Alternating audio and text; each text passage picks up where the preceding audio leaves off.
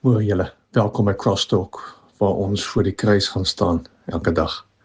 Vrydagoggende wil ek vir jou prepare, vir jou hart voorberei, vir jou kans gee om net stil te staan en te dink, maar wat is die sake wat die Here hierdie naweek in jou lewe mee wil gaan besig wees?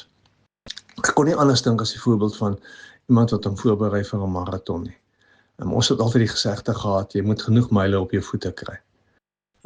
As ek dink van hoe berei ek myself voor as 'n marathonatleet, ek hardloop 'n klomp myle. Hoe berei ek myself voor vir enige sport? Ek spandeer baie tyd aan daardie sport. En op 'n sekere manier moet ons hierdie selfde gedagte vat en sê, maar goed, hoe berei ek my nou voor vir my lewe as Christen of vir hierdie verhouding wat ek met die Here het?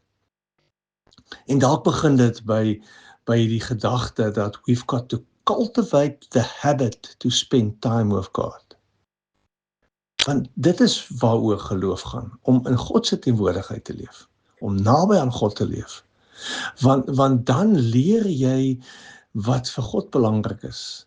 Dan hoor jy God se stem, dan kan jy jouself oopmaak vir God om te werk. En so as ons praat oor voorberei, vir sport is dit maklik, spandeer ure op jou voete. As ek praat van voorberei vir dit wat God in jou hart wil doen, spandeer ure op jou knie. Daar's nie 'n ander manier nie.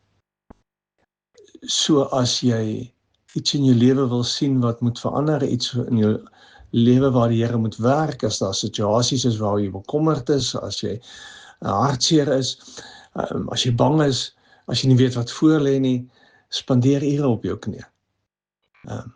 That's the way you cultivate the habit of spending time with God. Maak jou hart reg. Kom by die Here uit. Lekker naweek. Mooi loop.